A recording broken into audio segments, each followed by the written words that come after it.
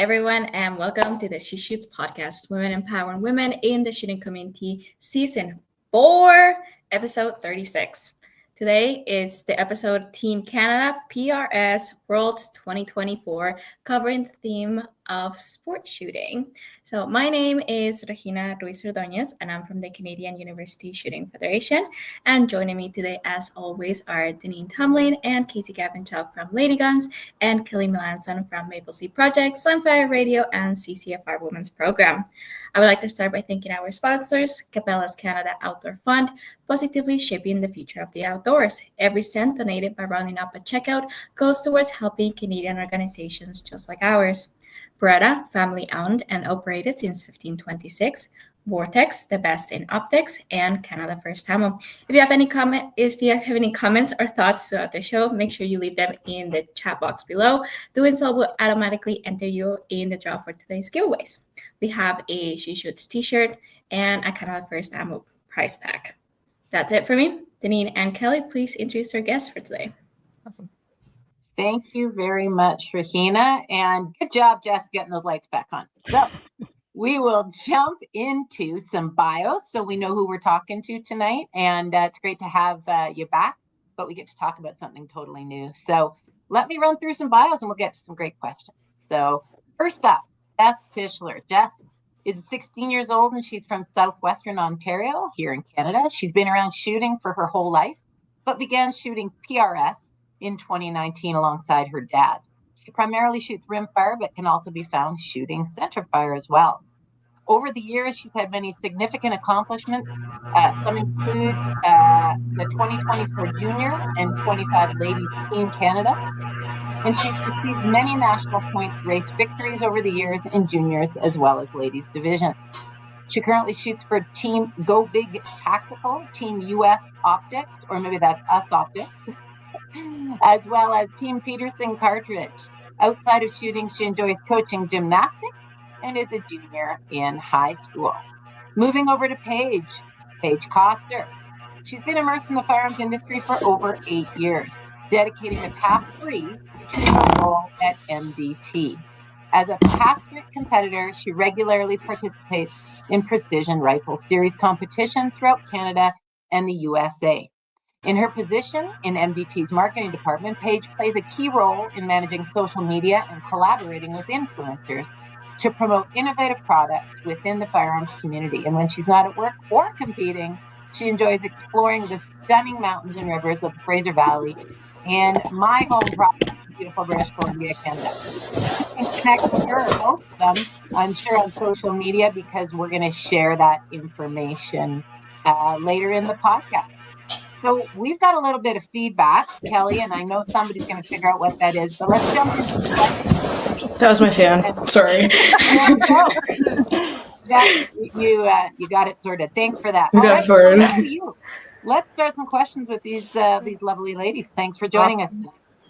Yeah, thank you guys. Thank you very much. And Jess, sorry, you're going to be a little warm while we do this for the next hour. So I No, that's okay. appreciate you switching off the fan so that we can hear you. So again, Jess, welcome back to the show. You've been on it before. You were on with Allison, and then also Paige and Jess were both on Slamfire recently, and I said, you know what, it's a great idea to get you guys onto She Shoots because we're all about females in shooting here in Canada. Mm-hmm. And you both represented Team Canada so well in a recent match down the US.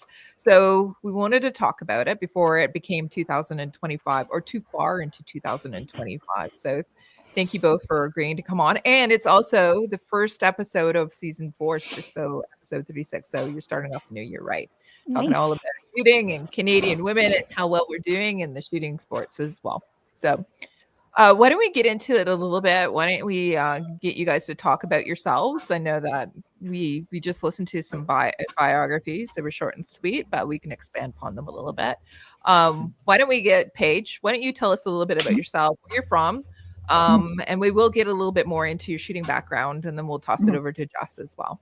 Yeah, for sure. So I'm from Chilliwack, British Columbia in Canada here. So we're on the west coast, about an hour and a half east from Vancouver, and really close to the Sumas border, Washington crossing border there.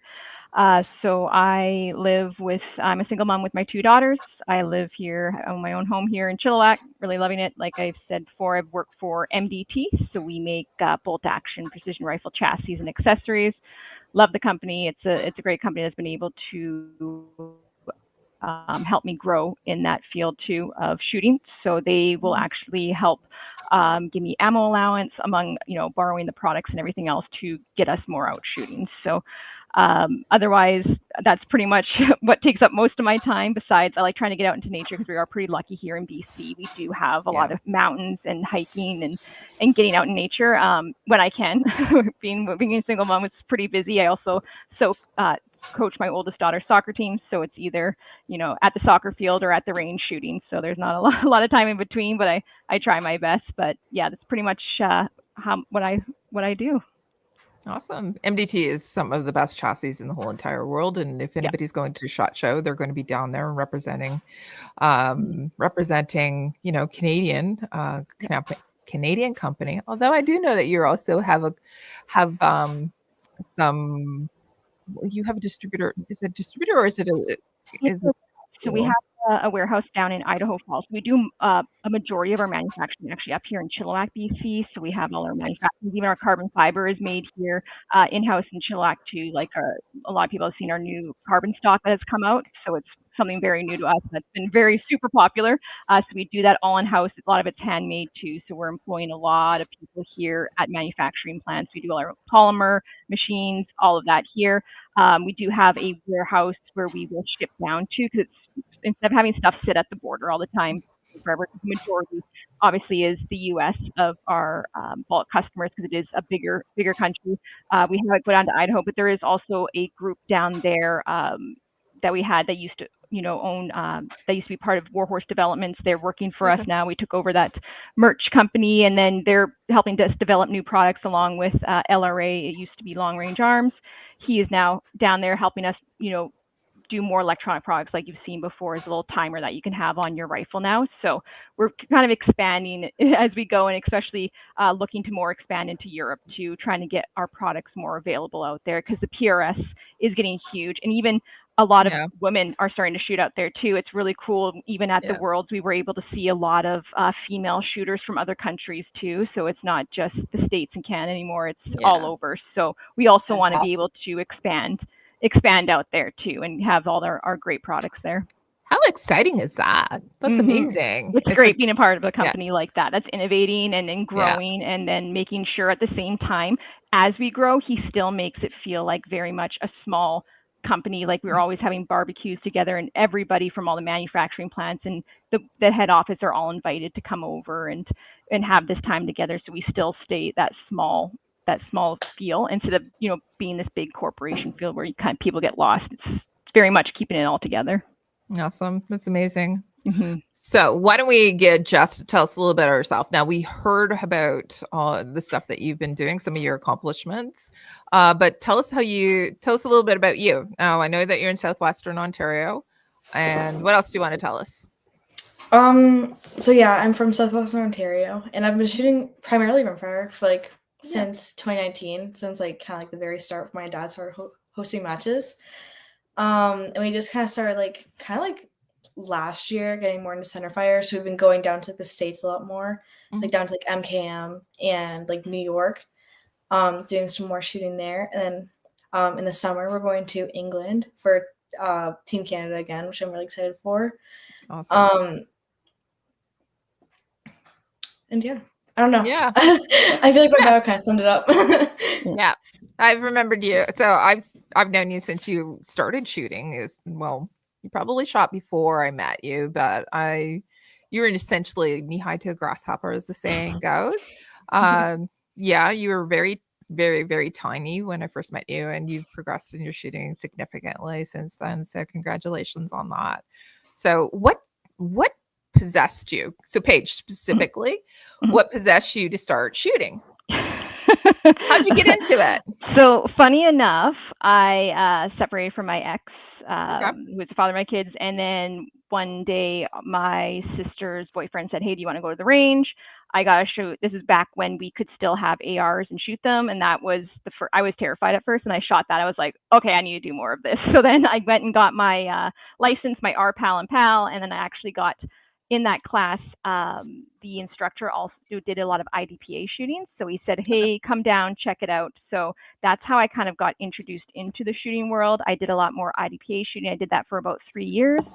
And that helped me. The one thing I can say about that, being, a female coming out of that bad situation, is it did really build up my confidence, and I love it. Like it's amazing. And I keep on exploring more and more that I can do, because a lot of the time, as women, they think, "Oh, you can't do this. You can't shoot guns. You can't shoot these. Like, this is not a girl's gun. This is a guy's gun." And I'm like, yeah, right. I'll show you better. Right. So, and then I got the job at MDT, which then I didn't have any experience with bolt actions or long range shooting. So I kind of had to learn quite a bit in a short amount of time, because I had started off in the customer and technical support side. So with that, you have to learn, the ins and outs of a lot of these bolt action companies and what they do, and how does it work and function. So, and then what I found by going out to matches and playing with the rifles and also doing stuff with it, you were able to learn more and more and more. And then that's where the relationship started to build with people in the shooting community, which has been great. So it's just taking that one step. You may be scared at first, but just taking that one step, and how it opened up so many more opportunities for me to go places. So you're not the first person I've heard about how they became immersed in shooting sports, and also a part of the culture, as well as their jobs specifically. They've made their way into the business as well. So we'll talk about that a little bit later too. But Jess, how did you get interested in shooting? I think I know, but do you want to tell everybody else? So I started with my dad, like way back in like 2018. Like the first time I like went out and like kind of like I've always been like shooting with him at like the range and like shooting like paper.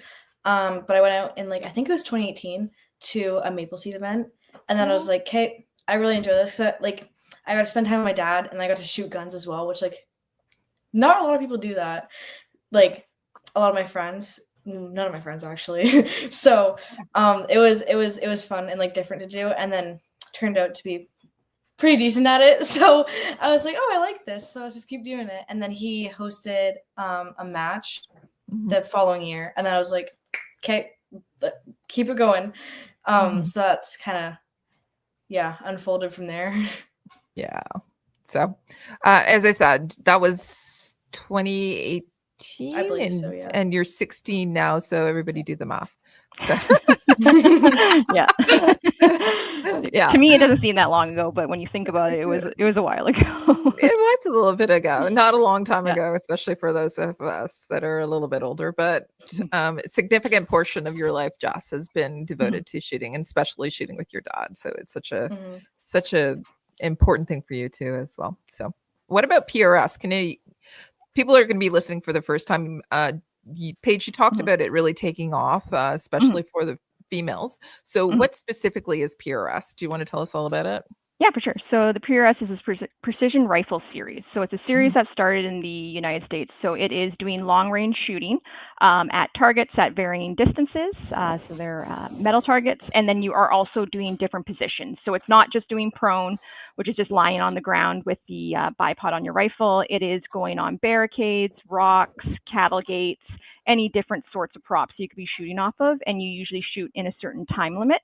And then you'll have a certain number of targets to engage in that time limit too. And then you'll usually get about one or two shots per target, and then you have to do a certain sequence. So it really does test I have found not only your physical ability, but also your mental ability. Like I find it is a huge mental game, and being able to, you're always learning, and then being able to have these tiny little achievements. Okay, I was able now, I went from hitting only one, now I'm hitting to 5 per stage, and now I'm going up from there and being able to get better and better and better. And that it makes you just feel like I can do this.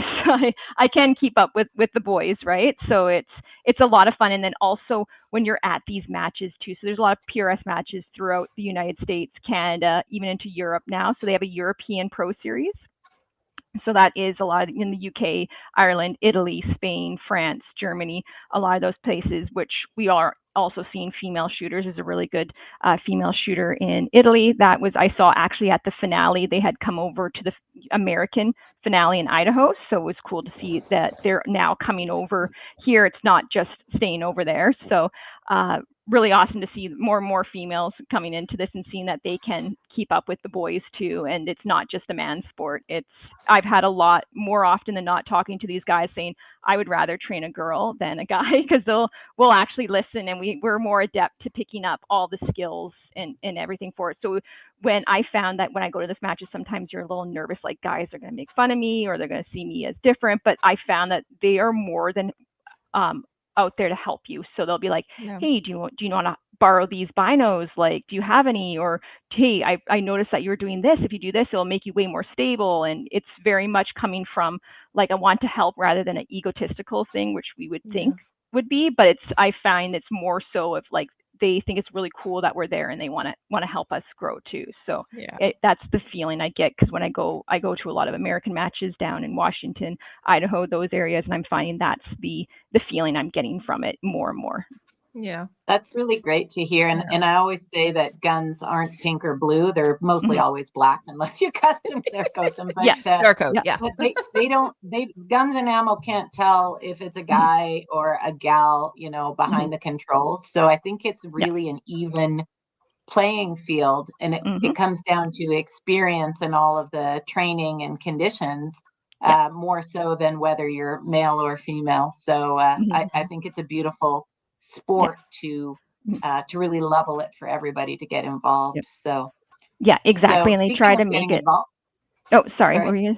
What I try to do too is they also try to make it so that it's not like, hey, the guy with the heaviest gun that doesn't recoil is always going to. They always try to. You notice some match directors will actually punish people for having those super heavy guns in certain stages, because they don't want it to turn into this like arms race type thing where it's like, I have the heaviest rifle that's 25 pounds that you put onto a barricade and then it doesn't move because you've got all that weight. So there's some stages where you have to move a lot, where we're moving that 25-pound rifle is going to be hard, where now it's kind of getting, when those rifles are lighter, it's more optimal to have that set up. So it's not that, hey, it may look scary, they may look super heavy, but I'm not a very big person and I can heft these rifles around pretty fast. So it's not that you have to have a super heavy rifle.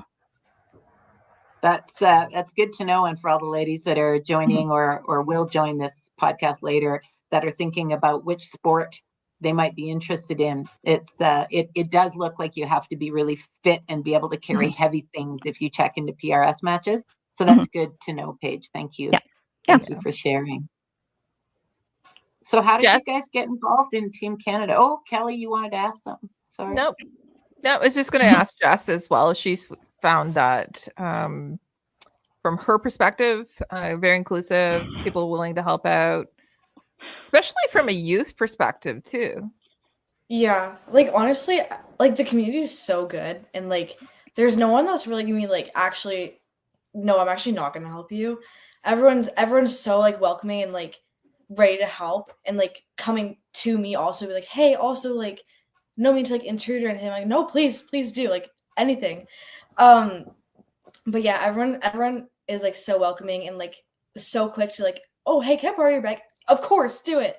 Like everyone, especially being like a youth as well, like they're like youth are like the future of the sport. So they're like, they're already more inclined to help, and then also being like a lady as well. I feel like, I don't know, I feel very included and like welcomed, which is really nice.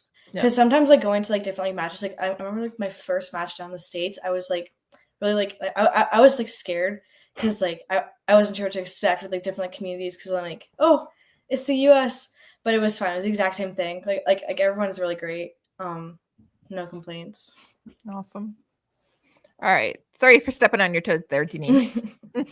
No, that's okay. I was getting a bit ahead because I'm excited to hear how people, how you guys and how got involved in Team Canada and how people helped you get there. So let's talk about how you got selected for Team Canada. Sure. Do you want me to go, Jess? Anybody wants to jump in? So last year we had, and this year too, we had like an application form where we'd send in like stats from like different matches where they went and they like tallied it up, and like last year they had them like matches like weighted differently, but this year they didn't. And they just kind of tallied it up and then kind of created it from there, because there's like the different divisions that you could like apply for. So there was like ladies, juniors, factory, limited, all of that. So you'd pick like your first and second, and then they choose from there. But yeah, I think anyone could apply. So it's just kind of whether or not you're chosen. Yeah, and it's good to and it's good to also get out of your region. So don't stay in your region. They're also looking for people who will move outside their region and shoot different could be like regional finales or different places, just to show that, hey, you're getting outside your comfort zone, you're getting outside your own area that you're used to and shooting other matches. So it does look good to be able to go into different areas, like a lot of the American matches, which will reflect really well on you if you're going down there and shooting those matches to be able to qualify. Yeah, and like willingness to like travel to like different places as well, because like we're going far anyways. So like showing that like you're like willing to put in like the extra effort to build your skills, have like different like groups of people to shoot against, so you're not like shooting the same like group of people and like you know, in like different ranges as well. Yeah, not just like gaming the same range. Right. So I'm hearing to get on Team Canada, you guys took your experience, you filled out a form, and within that experience, you had to make sure that you had opened your opportunities to different ranges, different countries, and that was sort of the magic that was in your application that had them shortlist. You know, how many women were on Team Canada? There was 4 of them, so we had 4 in the division. Wonderful. And is there a division for big, heavy guns? No, I'm kidding. I'm just making a comment. I know, right? Put them all in the same, their own. Yeah. 30-pound 308. Yeah. So, yeah. No, awesome. And so when you guys were selected and you all went, where did you go? Yep. So we went down to so the Worlds was at Grand Junction in Idaho at a place called Cameo Shooting Complex. It is a beautiful world-class range. So if you think of like the kind of high desert, like canyon, rocky looking area, that is what it was. It's a beautiful, beautiful range that, you know, kind of spans around the whole rock side, like cliff side, and goes all the way around was our stages. It was so far, some of them we had to use side by sides to get to the stages on some of them, because it was such a huge range. Like I've never been on such a big range before, and being able to go there and compete with people from all over the world was amazing, and it was great. I'm where I am, I'm down at like almost sea level, and some of it was like I think at like 6,000 feet. So there was some parts I was struggling a little bit with. Definitely the air was a little bit thinner, and it was hot because it was in September and it was still hot down in Grand Junction, Colorado. So it was a little struggle for some of it. I knew a couple other people were, but you had to, you know, as you're carrying your rifle and your tripod and your gear, you're like, okay, just give me a second. I need a second to get my stage. But it wasn't too bad once you got down to like the lower levels. But it was definitely like just being able to be at the top and looking, like doing a 360 all the way around and seeing the valleys and canyons and being able to really challenge yourself, because of the targets can blend into with the rocks because they're all gray targets, and being able to landmark too. If you're not used to being in these rocky areas, this is why it's important not to just shoot on flat ranges, gaining to the rocks and mountains, because you can really learn landmarking, which means finding a landmark near a target. So when you go down onto your rifle, okay, there's my landmark there. I know my target's going to be right there, rather than searching through the scope trying to look for it, which you could be there for days trying to learn, right? So it was an amazing venue. Awesome. I will say I did follow you guys and some other friends of mine, some guys that were shooting the same competition, and the photos and the videos were stunning. It really was absolutely beautiful. So it was amazing. And you said it was in September. Yeah. Right? September? Yeah. It's still quite warm. So Mhm. why don't we talk a little bit, because people are talking about 30-pound, rifles. So why don't we talk about, before we get into how you prepared for it and everything, why don't we talk about what your kit was? What were you shooting? What type of ammo were you shooting? What glass were you shooting as well? So what was your setup? Yeah. Jess, why don't you tell us about what you were shooting first, and then we'll go over to Paige. Okay. So I was shooting a 6 BRA, and I was shooting my US Optics Foundation 25, and I had a Defiance Tenacity action with a Patriot Valley. I don't know what the barrel was, but and then I was shooting my KRG C4 chassis with my Trigger Diamond. Trigger and Yeah. I can't remember if my gold one or not. And then I had my Peterson brass, and I was shooting at like 2850. So like nice sweet spot. It wasn't too hot, wasn't too slow. It was good. And rifle balance and everything. It was a pretty good balance and pretty it was pretty good weight for you too. Yeah, it was between like 16 and 18 pounds. So it was still pretty heavy. Like I had to use 2 hands to carry it, but it wasn't like I was like lugging it around, So it was a sweet spot. I was happy with it. Awesome. What about you, Paige? 20 pounds. That's pretty good with all that. Yeah, it is, right? Yeah, those they get pretty hefty. The guys' rifles. So I was running an MDT Premier Gen 2 chassis and the nice blue color, or the bluey green color that we have in that one, and then with the bright green MDT dampeners, because of course I have to stand out. I can't I can't be they have too many black guns. I can't do that. I've got to do something colorful. I also was running a Deviant Elite action with a Geisley barrel. The caliber I was shooting, or the cartridge I was shooting, is 6 BR. I was also shooting the Peterson brass, who I am also sponsored by, and I was using my Burris XTR Pro scope, which is great because it has a little built-in ballistic tape on the top. So what I actually can do is I have a little dry erase marker. I can actually mark my dope on the turret, and I can just quickly go from there and make my adjustments. So I'm not having to look down at my arm, at my dope card. I know it's right there, and then I can quickly switch back and forth between it. So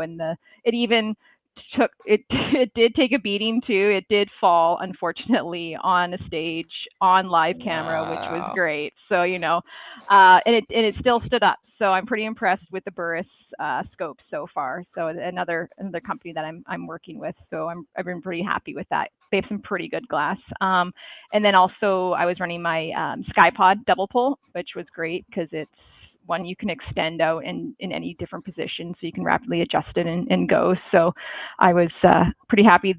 The weight on it, I run a little bit lighter because I am not the strongest. So I had only like one set of weights in the chassis, one weight. So I was trying to not go too heavy because I know the rocks and the terrain is not very even, and it's hard already to carry something super heavy and be in that terrain and not trip on yourself and do a face plant. So I wanted to go with something a little bit lighter there. So I was pretty happy with the setup. I had some other dope issues at the first day, going too high, but I figured it out halfway through. But that's the fun of shooting, right? These things happen and you learn, and then that's how you learn, right? And move on. Yeah. What was the course of fire like? How many? So you had first day was sighting in, and then after that, what was the course of fire like? How many days was that? For sure. So you had your 0 day, which was interesting because I think there was about 30 of us trying to zero within an hour, but 10 minutes of that was like a safety brief that we got, and there was only like 8 or 9 benches. We're all trying to like zero our rifles and do our dope checks. So it was really interesting trying to and you didn't want to take too long because you wanted somebody else to get a spot. So we were kind of like on the ground and some on the benches and trying to like squeeze in right next to each other to do that on 0 day. So I was prone on the ground, and then my dad was like right behind me. We were screaming at each other. People probably think we were arguing. He's like, "Okay, which one do I go to now?" He's like, "Go to that one." I'm like, "Okay." Yeah, because they have varying targets set up at. And they're trying to move quick too, because then there's so many people trying to get there. And I was like, "Hey, I don't want to like take everyone else's space." Yeah, But- because they had, each country got their own time slot, our time slot, to do their zeroing on the day. And there was, I think, I can't remember the first day how many countries, because they had to split it up into a couple different days, because there was about 22 countries total.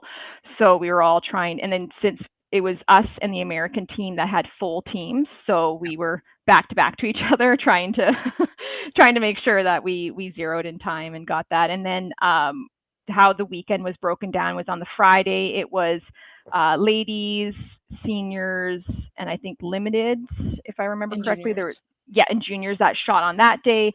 Then the next day would have been the open class shooters, and then on Sunday it was back to us again, and then Monday again the open class shooters. So we technically was like 2 days of shooting, but then 4 days of the whole competition. So what we did was we would help out teammates on the days we weren't shooting to try to, if they needed any help with things, or go along the line, help anybody else out along the line from different countries. Hey, who needs help to, and then it was also nice to get eyes on glass at the stages we hadn't shot yet. So, because we were able to go and see, okay, how is this one run? And you get to watch, because the open class is really the top of the top line shooters. Like those are the best of the best. So being able to watch, like, how did they do it? How are they positioning? Like, it's so important. I think your best thing to do is get your eyes on glass, watching the environment, watching how they're shooting. It's such information. It's so important to gather. So being able to do that was nice too.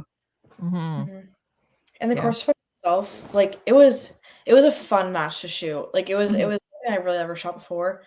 In terms of like, especially in terms of like scenery, because I'm used to like a nice square range, but that one there was like panning. You go from one like shot would be here, and then you next one you go all the way over there, and then it'd be like gray on like the nice like tan. So it was like so impossible to find it, and I was like, oh man. You'll never catch me complaining again. But it was meant to like test like your skills. So it was a lot of fun. It was really well done. Yeah.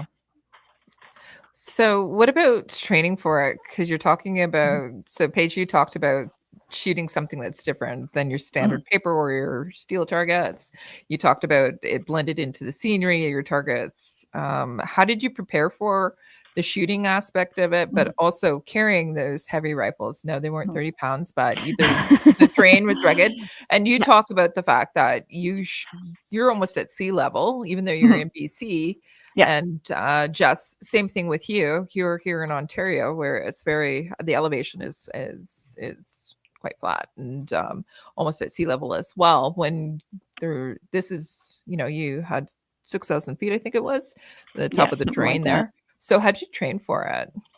The biggest thing I found, because I actually shot at that range before earlier in the year in May, there was a match put on by another, like a PRS Pro Series match. So I would kind of knew what I was getting into, and I knew the biggest thing I had seen happen was guys getting dehydrated because it is super dry there. So what I made is the week before, what I did was I like jam-packed myself with water, electrolytes, making sure that I was staying super, super hydrated even before I went, so that my body was already catching up to being hydrated. And then I found that the heat, because it was sitting at 30 plus some days, and then the elevation, I found I was pretty good by then, because I had to acclimatize my body to making sure that I was hydrated and I wasn't completely dry by the time I got there. And then also we have some pretty nice trails here, so I would actually load up my match pack with a bunch of stuff in it. So usually ammo or whatever else, something heavy, brass, dump a bunch of brass in it, whatever, to make it heavy.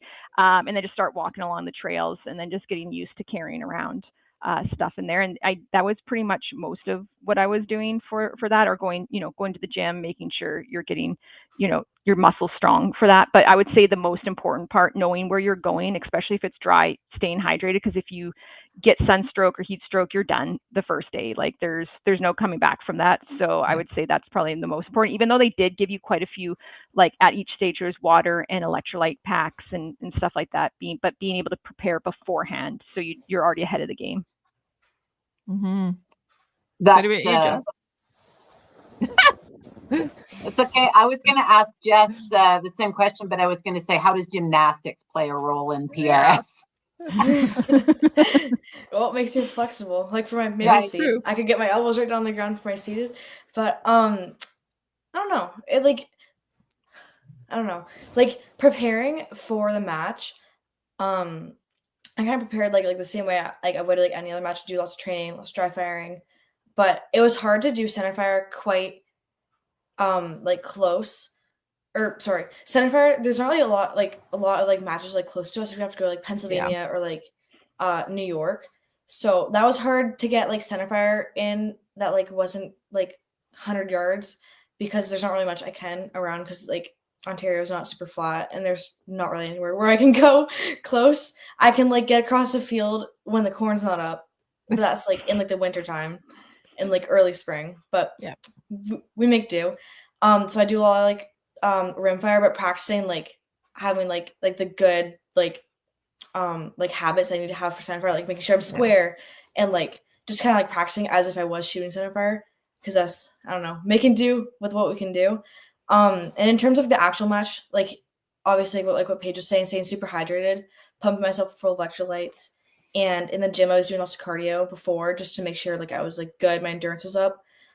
Because it was gonna be like I knew going into it was gonna be harder to breathe because of like the elevation difference. We went down earlier. We went up to like Pikes Peak, so we had like super high elevation, like breathed in like that like super thin air for like a good hour, just to like adjust ourselves.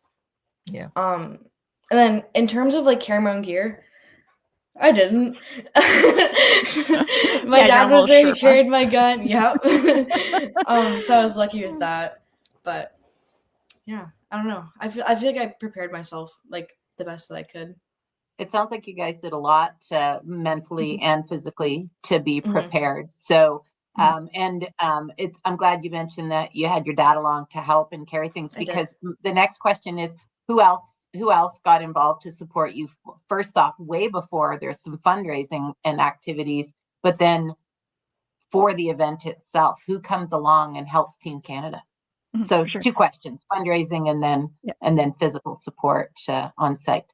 For sure, yeah. So Carly and Van from Apex Optics was down there, and they were kind of like our team leaders. So they made sure that everything was organized and that they were down there if anybody needed help. They were the ones to help us out. They had their own side by side going around to each person there, like, do you need help? Is this what's going on? We had like organized like a team chat to make sure, hey, if anybody's gun went down or anything like that, they would be there right then figuring that out for us, along with organizing like team get-togethers after too, so that we could all get together because on the team, there's a lot of us that don't even know each other or met each other because Canada is so huge and we're spread out from west to east to middle, and being able to have that time together and meet with each other and then be able to organize that was so helpful, and organize the rest of the fundraising we did with the t-shirts and the builds, and organizing that is because that stuff can get real tedious real fast. So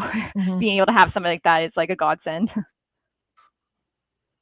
And did you guys sell merchandise down there or just before? I noticed you're wearing a sweatshirt, Jess. Is that one of the Team Canada sweatshirts? No, this one's from Lulu. It was like from like the Olympics. What? Yeah. Canada.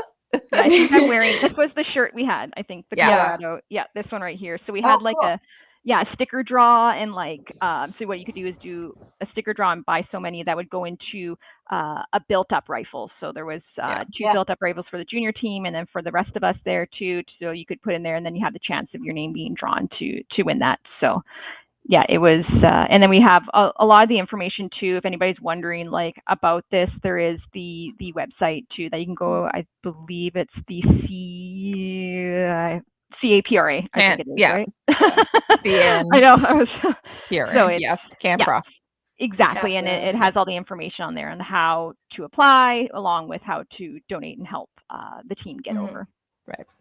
Because we are going to talk about 2025, what's happening with that. But who are the sponsors? Do you remember all the sponsors specifically? They're on my back. There you go. I know, right? You can read it. Yeah, look at on the back here. On the back. Wait, can you see it? Oh yeah, that's way too wow. many. That's a lot. Yeah, there was a lot. That's a lot. There was a lot of like companies that like really stepped up and like supported us, which was so like everyone's so grateful for that. Like for like the rifle builds, like people were so generous, and like really made it work Yeah. for us, and which like helped a lot of people like actually get Yeah. to Colorado.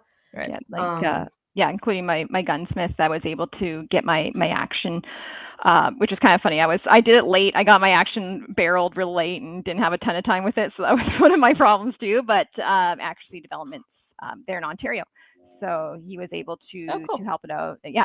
So Yeah. Ken over there is awesome. So if anybody's looking for somebody, he's really good. Mm-hmm.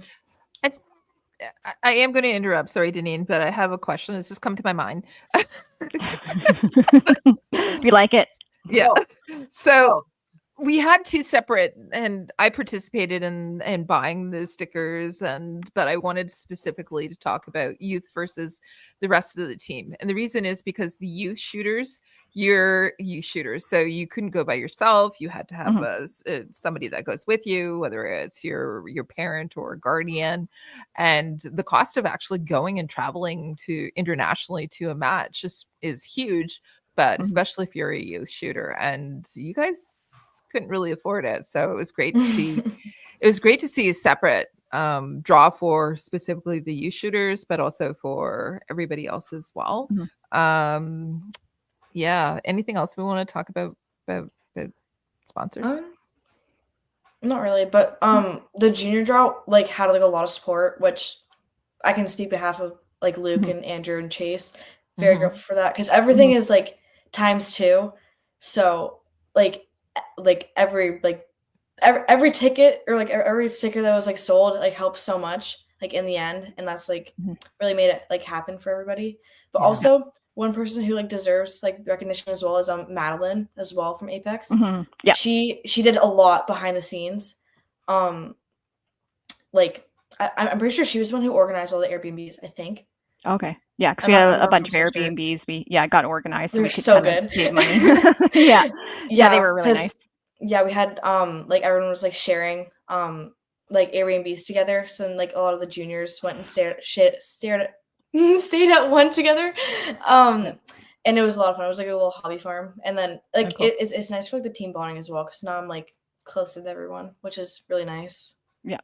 That's one of those extra bonuses that you don't think about in your game plan, but after your match, your competition, your travels are over, you've built friendships that you take away, and they, live with you forever, as well as if you continue to compete or see them at matches. It's a great community. So that's a good point, Jess. And it's so cool that you guys as juniors were all able to do it together. I think that's pretty neat as well. So you did. So each of the teams or each of the squads were made up of different countries, right? And different. So Jess, you were on a separate squad than Paige was, and all that, right? Yeah, it was pretty much one person from every different country was in the squad. So it was cool to be able to shoot with people from all over the world. I think I had one from Australia, South Africa, France, the UK. I think that was, and then there was me in there. So it was really cool and one from the States too. So it was a lot of fun to be able to talk to each other, especially their shooting experiences over there too, right? Because there's sometimes when there's a little bit of a downtime, you can talk a little bit, what's going on and how they operate over there. So it's really, really cool to be able to have that time together. And there's a lot of people that I met there that now I'm able to, when I'm going to SHOT Show, there's even some people I'm going to meet again because there's people in the industry. So it's really, really cool to see them or see them at matches or finales. So it's awesome. Like it's like when you talk about like, these are my people, like this is, we really start to understand each other in this industry. And it's great. Like everybody, I've only come across maybe like one or two ever, which, everybody has their own thing, but generally most people are going to be really open and great and willing to help and talk to you about it. Yeah. My squad was really great as well. I had a great time. I had like guys from like South Africa and one guy from Sweden. He was the sweetest little guy. And there was like Derek Webster from America. He's actually rebarreling my voodoo right now for Worlds next year. That's cool. Yeah, I'm excited. But yeah, it was really cool like meeting everybody, and like there wasn't much of a language barrier either, which I was pleasantly surprised about. Everybody spoke English. I was so fortunate. Actually, they thought I spoke French, being from Canada. I was like, no, I'm from the West Coast. I know we take it to school, but I don't remember anything. Sorry. That's pretty common. We have 2 national languages, so everybody from Europe assumes we should have to speak both of them. So I guess that's on your to-do list for the next Worlds page. Yeah, right. I'm going to have to start learning all the languages. Yeah, absolutely. That was one of my questions actually, which was language a barrier. So that's pretty cool. And cultures and customs, you know, those play into when you've got an international audience. So that is sometimes fun learning about the way people do things or what have you. So that's super cool. So when you guys were there and you were getting to shoot with this international group all the way through your match, did you guys come to sort of agreements on favorite stages or what really stood out for you, each of you, as your favorite sort of setup and stage or your favorite day? What stands out? I would have to say definitely day 2 is going to be my favorite day, because the first day I had BC issues on my rifle. It was not jiving up. So there was a open public range that you could go to too, which is really cool because we don't really have these here. So you could just go there, and it was up to 1,000 yards. So I was able to dial in my BC on Saturday night. I was like, okay, now I'm a little bit more confident going into my second day on Sunday. So that was awesome. Being able to have people on the team to kind of help me around that too was great. Day 2 is really good because it was a little bit cooler because the clouds had kind of come over a little bit. The one stage that was fun but was very interesting, it was stage 20. It was the very one at the very end, or like the top of the hill, and you had to kind of like lie on this flat ish type rock, and then you're shooting like they look like little IFSIC targets.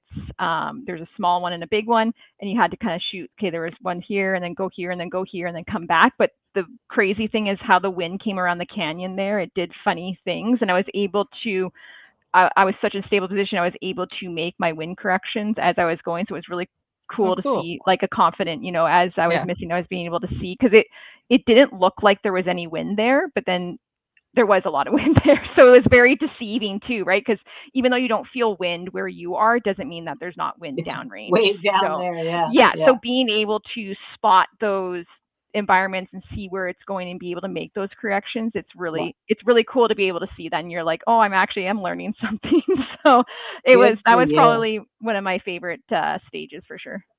That's cool. That is awesome when you make corrections and you find you're winning. You're like, oh my gosh, I'm doing something, and and I'm totally learning. So good for you. Yeah, exactly. Jess, all the things are coming together. Right, exactly. And how about you, Jess? What was your favorite stage or day? I had a couple like favorite stages. I agree with Paige that like stage 20.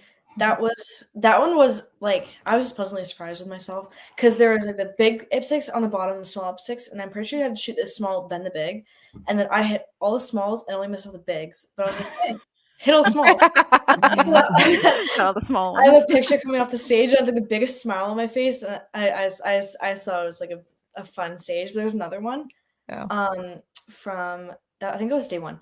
Day 2, there was this one where you had to take. There was 3 targets, and there's like this like SUV kind of thing. So you took 3 off the hood, 3 out of the window, and then you book it all the way around upstairs, pick back up your rifle, and then put it on like the roof, and then 4 shots would double tap the last one. That one was a lot of fun. I don't think I've ever ran faster in my entire life because I was having issues with timing out because a lot of my stages are timed out, because just the target acquisition was so hard. But this one, I like had it down, and I was like, okay, bam, bam, bam, go, move. And then I went and I grabbed my rifle. I booked it, swung myself like around the railing. Like a little metal ramp type thing, yeah. I have a video of it, it's hilarious. And then I picked it back up, and then I shot 3, and then like the last one, you had to double tap the last one. I forgot about it. So I go, and I'm like, finished so much time. So then I'm like hanging out, look at the RO. He's still standing there. He's like, because like no one could like say anything.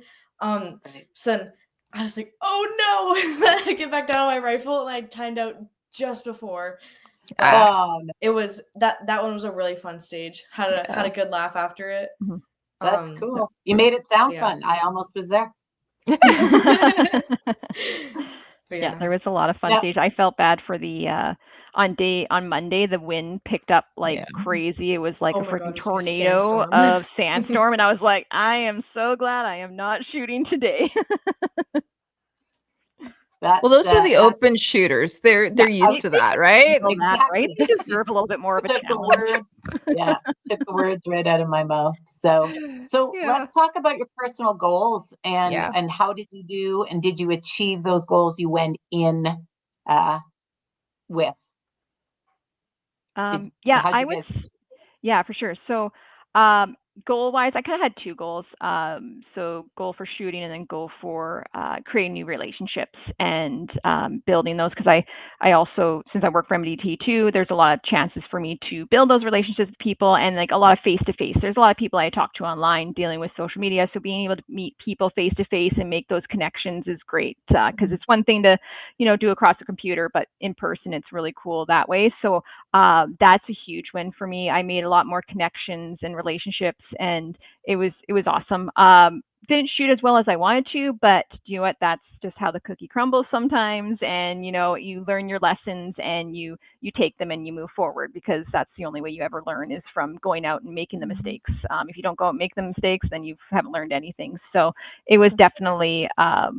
Didn't shoot as well, but you know what? I was happy I was there because I was able to cement and make some really great relationships.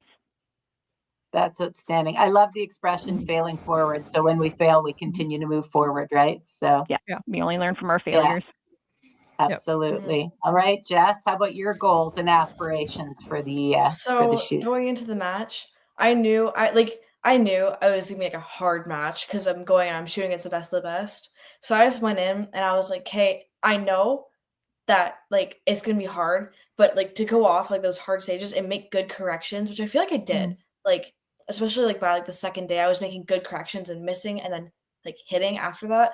So just like making good corrections and knowing that like I can trust myself and like trust like I know how to shoot. So like just to actually do it. And like also like how Paige said, just like building more connections with everybody and like making like new friends. Like I got really close to like Chase Beckley, which I was really happy about because like there's not like a lot of like juniors out my way. So it's nice to like have some like more people who are like around my age who are like minded. And like just getting like closer with everybody and like getting to know everybody else on Team Canada because like I didn't know half these people and I was like, oh, well, meeting lots of new people.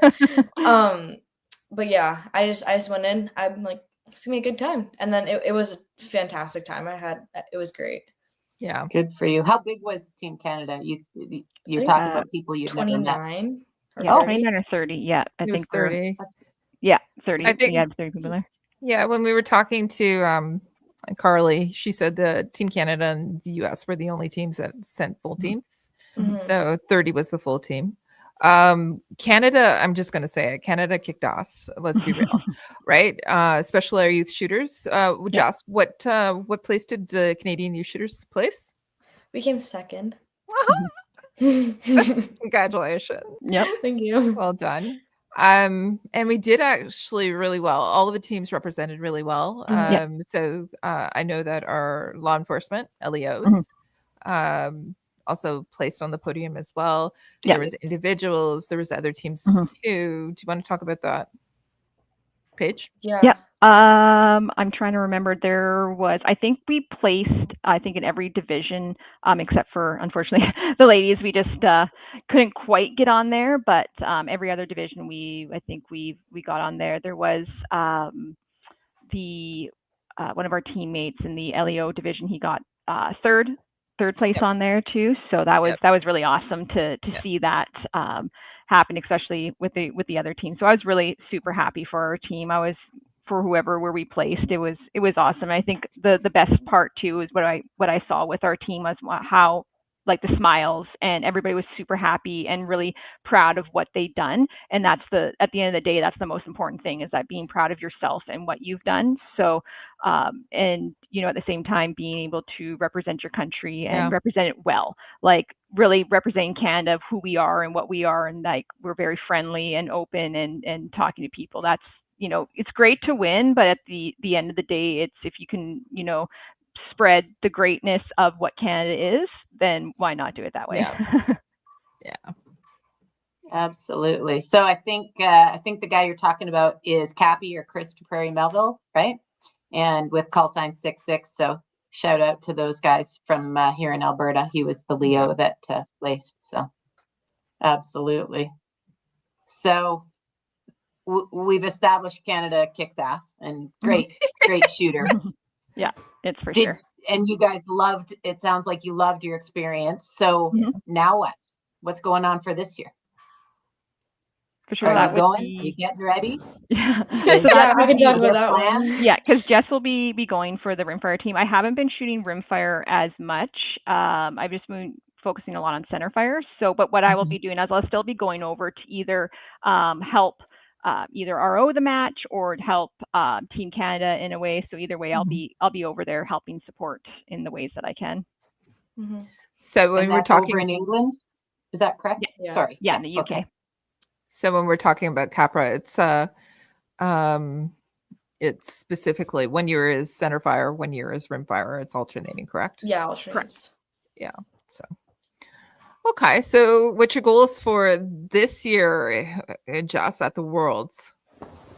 My goals again this year are like obviously have fun, you know, shoot good. I'm hoping to place like pretty decent. I know with like America, they're nuts. So but I'm a lot more like comfortable with like rimfire. So like I know like I'm a lot better at rimfire as well. Because I have more experience with it given where I live. That's kind of all I shoot. So I'm excited to like test that and like see with like a hard match how I do. Yeah, just like have a good time, make good corrections, you know. That's all I can really ask for. Have a good time. Have a positive mindset as well, because sometimes at like those hard matches, like you're gonna get frustrated either way, but it's like kind of like how you deal with that, like really either sets you up or like screws you over, because like if you're in your own head, then like your day's gonna tank like that. So it's like really like staying like that positive mindset and like not like getting in like in your own head, because if you're having a bad day, it's gonna reflect like right onto your shooting, and like, you know, so you have to right, one shot at a time, and once you've sent it, you got to work on the next one. You can't change the one that just went down. Have a goldfish memory. Forget whatever happened. You learn from it, but like don't like dwell on it. Right. So how can we support you and the team for this upcoming match in the UK? Yeah, so we'll have fundraising again through Capra. Details, I'm not really sure. Nothing's really probably out on the website. Yet. The website and social media is probably the best one, because they're always posting stuff on there on like, hey, this is how you can help support. Here's the links. They're really good at on both the Facebook and the website too. Yeah. The Capra Instagram, Facebook, all of that, and their website. You can really find what's that out. There's nothing for fundraising yet. There's like you can donate on the Capra website. But I think that's kind of about it for right now. But there 100% will be more throughout the season. Right on. Once we get going. And so Casey just shot us a note. If you guys can send us those links, we will definitely post them for people to go check things out and see how they can support you, or even potentially get involved and become a competitor themselves. So, perfect. So what advice would you give somebody, especially a lady, if they wanted to follow in your footsteps? For sure. Definitely reach out to me anytime. I'm always open and willing to help. direct you in this direction you need to go, or if you're local near me, I am always happy to take you out the first time and because it is a little bit scary and nerve-wracking at first, take you out, get you involved. Then I can also then point you in the right directions where to go. So Practice Score is a really good source because that will tell you where local matches are near you. So being able just to get to a match, don't have to necessarily shoot it, just going there just to kind of check it out, see, because then it's less scary going into it. I know some places will actually even have like loaner rifles to, for you to use, to loan out, to try the match with. But definitely feel free to reach out to me. I'm always happy to, and I always want to get girls involved. Like I said before, even within my own company at MDT, I'm always trying to do girl range days so that we can get out there and get people shooting and get more comfortable behind the rifle. So don't feel like it's ever bugging me or ever a stupid question. I want us girls to start dominating this sport as much as possible, especially Canadian girls. So I will be more than willing to answer any questions you have, or where do I go, or can you take me out? I would be more than happy to do that. So awesome. Definitely, which, like you said before, you can put my details on there that I have my social media, best way to reach out to me, and I can get back to you right away. I'm similar thing. Just go out and do it. That's the first step, because like you never know until you try it. And like we were talking about earlier, like everybody is so willing to help, and you'd be lucky to find someone who's like not, because like no one's really like that. But it's like nerve-wracking at first, like a little bit like intense, but like once you get used to it, it's a lot of fun, and like you won't regret it. So just do it. You get the bug, and don't ever feel afraid to reach out to people. Like, we're in the firearms community, I would say is the most open and helping community I've ever known. I mean, I'm not super old, but I've been around for a little bit and done a lot of things, and known this is the place where I feel the most accepted in questions, and also being able to sign up. There are PRS groups on Facebook, so your region. So there's like the Northwest region, which is what I'm in. So you can, because that will also, people will post stuff in there being like, hey, this is a match that's coming up. You can even talk in there saying, hey, it's my first time. Is anybody going to this match? Can they help me out? That type of stuff. So being able to connect with local shooters too would be a great place to start. That's great advice. Thank you very much, Paige and Jess. And I noticed we're at 7:30 already. So let's go to how people can get a hold of you. I'm not sure if Casey has your socials, or if we're just going to get you to shout it out. So I'm not seeing anything showing up on screen. So how about you shout out your, there we go. There's me on Instagram. And I also have a Facebook, which will look the same. So just Paige Koster on Facebook there too. So you can reach out to me on either of those social platforms, and I would be more than happy to help you get started in this PRS or long range shooting. Thank you. And how about you, Jess? My Facebook's just my name, Jess Tischler, and then my Instagram is jess.tischler with 2 R's. And I'm more than happy to help you or point you in the way of help. Doors always open. Outstanding. And we're going to get the website addresses for the associations, and we'll get those posted up so that people can find it on our various websites and posts that Casey puts together. Perfect. Awesome. Well, I think that, you know what, it's really great to have you two on. You represented Canada really, really well. Awesome. And I try my best. Yeah.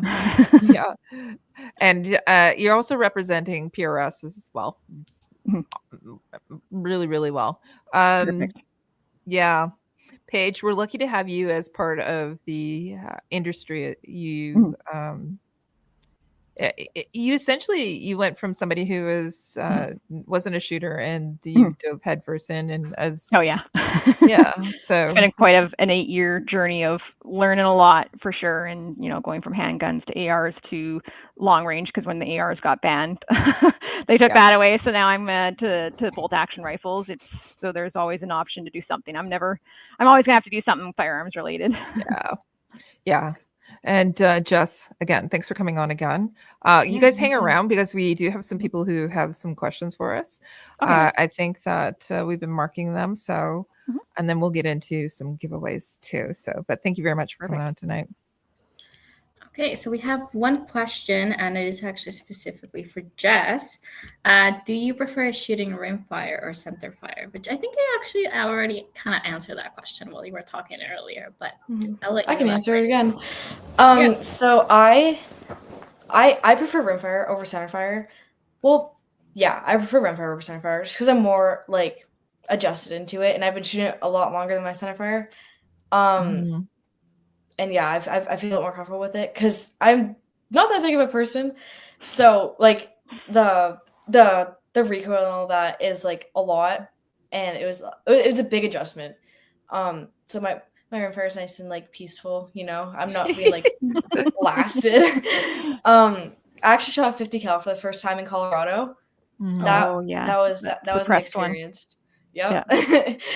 Yeah. It was muzzle braked and suppressed, and I scoped myself. Oh, did you? Oh no! Yeah. Moral of the story. I do also really like shooting centerfire. It's a lot different. And the wind isn't as like as much of a variable in it. Like it still is, but not as much as a center or as rimfire. Yeah. So it's a little bit more forgiving. But 9 times over 10 I'd pick rimfire over centerfire. But I like both. As a follow-on, do you find you get more easily, you get recoil fatigue, which changes your ability to focus on centerfire versus rimfire? Because like you said, there's no felt recoil on rimfire, right? Yeah, it's definitely a huge adjustment. And I remember after my first centerfire pro match, I went, and after the match, after day 1, I went and I slept from 4 p.m. until I woke up the next day. I was beat. But yeah, it's definitely a lot different, but I definitely don't regret going into it because it's a lot of fun. Yeah, recoil and being outside that weather, it whips the butt for sure. Absolutely. Yeah. Awesome. Yeah. So there's no more questions for Hina? Nope, that was the only question that we had. We have quite a few comments, but that was the only question. So in the future, people that are listening, if you want to get involved in the conversation and you want to ask our guest questions, make sure to put your questions on the chat boxes, either on Facebook or the YouTube, wherever you're listening to us. Yeah. Other than that, let's just give out some prizes. There we go. The fun part. Yeah, exactly. So like if you're listening only for that, thank you. Now you get a chance to win prizes. Okay, so let's go ahead and give out our She Shoots t-shirts. So Casey's in the background, so she's gonna select the winner, and then I will announce it as soon as she points it out. Okay, so Wen Van Cleave, I think you've won with us before, so congratulations. You won a She Shoots t-shirt, and you are contacting us through YouTube. So Casey will put her email address on the page so there it is. So please go ahead and send an email to Casey with your information so we can send your prize over. And our second prize we'll be giving away is the Canada First Ammo prize pack. So, and our winner is Andy on the Range. Congratulations. You're also on YouTube. So if you can also please send an email to Casey so we can get your details, so we can send your prize over to you as well. And congratulations to our winners. Same thing, if you want to have an opportunity to win prizes, make sure you listen to the live episodes and you comment on whatever YouTube or Facebook you're listening to us from. Okay, other than that, that's it for prizes. We will move on to our announcements as soon as I find my sheet. Thank you. I found it. Okay, so you're doing double duty. You're doing great. I'm trying. It's been a long day. Okay, so for the CUSF, we're always looking for volunteers. If you're interested for volunteering, for the Canadian University Shooting Federation, just send us an email at submissions@cusf.ca. Just send us a quick email saying that you're interested in volunteering, maybe which area you want to be part of, the women's division, the programs, clubs, communication, whatever you're interested in, we'll find a spot for you. If you are a student at a Canadian university that does not currently have a gun club and you're interested in starting one, you can also send us an email at submissions@cusf.ca and we can help you get one started. That's it for my blabbering for now. It'll be on to you, Kelly. All right. So Project Maple Seed, we're just developing our 2025. I was about to say 2024. We're just developing our 2025 calendar. We have a few dates that have been already confirmed. So watch our website. Go to mapleseedrifleman.com. Go to the event section. Soon the calendar will be populated. We have a lot of people that are sending in emails about when we will have our calendar up. Stay tuned for that. But you can, if you have questions, you're always welcome to send an email to info@mapleseedrifleman or kelly@mapleseedrifleman.com, and I'll get back to you. Probably not tonight. It'll be waiting until the weekend, but I will get back to you. So yeah, we're excited about 2025. It's going to be an awesome year. Janine, what about you? Janine. Well, I wanted to just give a shout out. Obviously, she knows who she is, but there's folks reaching out asking, how can I get involved in shooting? I've got my PAL and my RPAL. I shot that one over to Kelly last night. I love getting those emails. They come through our Lady Guns email, and it's just ladies that are reaching out, and they say, I live in this part of Canada, connect me. So keep up the good work, everybody that's getting involved in the firearms industry. Get your PAL, get your RPAL. We're going to have all the good stuff back soon enough. So let's continue getting ourselves out there. So other than that, I know here at She Shoots, we've been talking about International Women's Day. So we're going to come up with some good ideas and some shoots for people to get involved with. So I'm working in the background on some of that activity. And I think that I need to put my training plan together. Jess and Paige have motivated me. I gotta get my training plan in because I want to compete again this year. So I think that's on my list of to-dos, Rahina. But it's not really an event. Awesome. But if anybody wants to go shooting with me and you're in the Calgary area, I'm open to get out and get some things happening. So. Yeah. So it sounds like it's your 2025 year goal, your New Year's resolution. Sure. No? Put it all together. Shoot more. Absolutely. Yeah. It'll do. Exactly. Okay. Well, thank you so much to Paige and Jess for joining us today. It was lovely having you and listening to your experience that you've had so far. So thank you again. Yeah, thank you. Thank you for having us. Really appreciate it. Absolutely. Oh, and definitely love the quick little guest we had in the background. Oh, yes. Yeah, he kind of made his appearance. Yeah. Yeah, exactly. Little appearance. Oh, yeah. And I think the other one was in there at some point too. I think I saw her in there. So yeah, I was watching. Yeah. Right. Yeah. Okay. Well, thank you so much, and I'll just wrap her up. So I'll start by thanking again to our sponsors. So thank you to Cabela's Canada Outdoor Fund, Beretta, Vortex, and Canada First Ammo. If you like today's episode, please leave us a like and follow us so you don't miss out on any of our episodes. You can you can watch us on YouTube and Facebook, or you can listen to us on Spotify, Apple Podcasts, Google Podcasts, and iHeartRadio. If you liked our message and would like to learn more about our programs, check out our websites at cusf.ca, ladyguns.ca, and mapleseedrifleman.com. To support us and get some additional perks, check out our membership programs. Thank you all for tuning into the She Shoots podcast, season 4, episode 36, Team Canada PRS Worlds 2024. Make sure to join us on February 11th for the next episode of the She Shoots podcast at our regular time, 5 p.m. PST, 6 p.m. MST, 8 p.m. EST. If there's a change, we will announce it on our social media pages, but that's a regular time. So keep an eye on our social medias for our next guest announcement. Thank you, everyone, and have a good night.